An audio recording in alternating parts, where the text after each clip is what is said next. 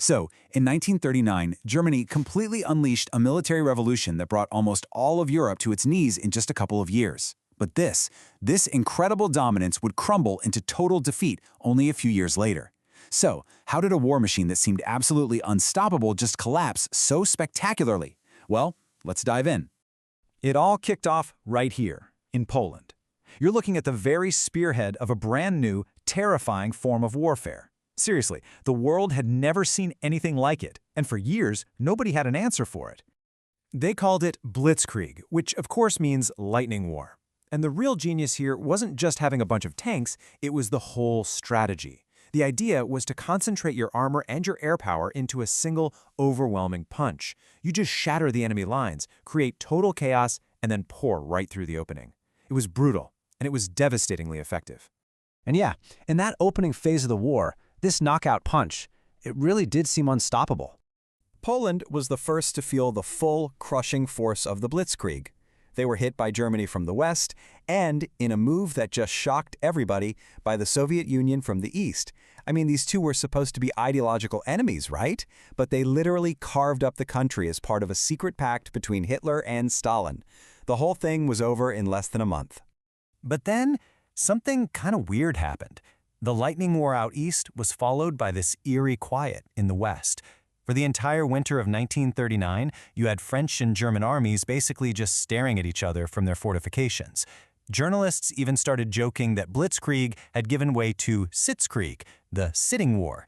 But, that calm, it was not going to last. On May 10, 1940, the Sitzkrieg was over. Big time. German panzers did what everyone thought was impossible. They punched right through the dense Ardennes forest, a route the French High Command thought was completely impassable for tanks. In just 10 days, they hit the English Channel, trapping the best of the Allied armies. Less than 6 weeks after the invasion started, France had fallen. And yet, right in the middle of this total disaster, a bit of a miracle occurred. Pinned against the sea at Dunkirk, over 330,000 British and French soldiers were rescued. It was this incredible improvised flotilla of Navy destroyers, fishing boats, even people's private yachts, all ferrying them to safety. France was lost, but the heart of the British Army had been saved to fight another day. So, with the continent completely conquered, Germany turned its attention to the very last nation standing in its way. And this was the question on everyone's mind in the summer of 1940. I mean, think about it. Germany controlled Europe. The Soviet Union was a partner, and America was neutral. It looked like absolutely nothing could stop them. Nothing, that is, except a few hundred pilots and 22 miles of water. Britain's survival really boiled down to 3 key advantages. First, their brand new fighter planes, the Spitfire and the Hurricane, were just flat out better than their German counterparts. Second, they had radar, a new technology that gave them a critical early warning of incoming raids. And third, British intelligence had managed to crack German military codes, which gave them priceless information on what the enemy was planning. But you know what? Germany's biggest mistake was its own. After a minor accidental bombing of London, an enraged Hitler ordered the Luftwaffe to shift its focus away from Royal Air Force bases and instead start terrorizing civilian cities. This decision, born out of pure anger, turned out to be a fatal error. It gave Britain's battered airfields the precious time they needed to recover and repair. The bombing of London, which became known as the Blitz, was designed to terrorize the British people into surrender. But it did the exact opposite. It galvanized public opinion and just strengthened their resolve to keep fighting, a spirit that was personified by their defiant Prime Minister, Winston Churchill.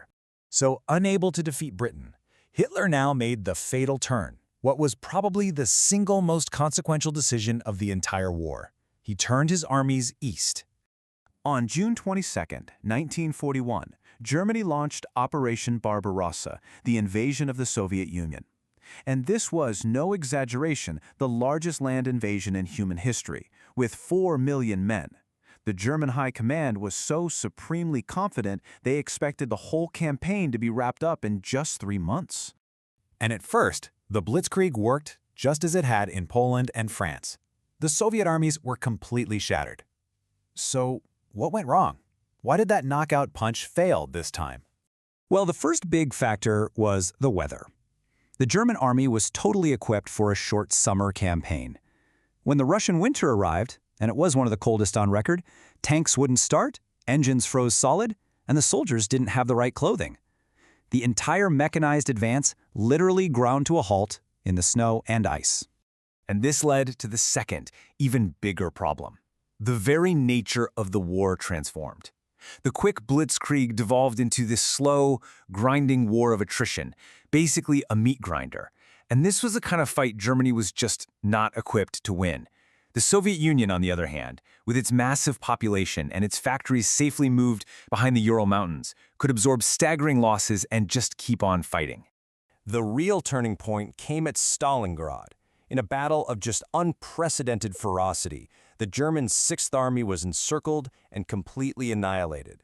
The loss of 500,000 soldiers was a catastrophe that the German army on the Eastern Front would simply never recover from. From this moment forward, they were in retreat.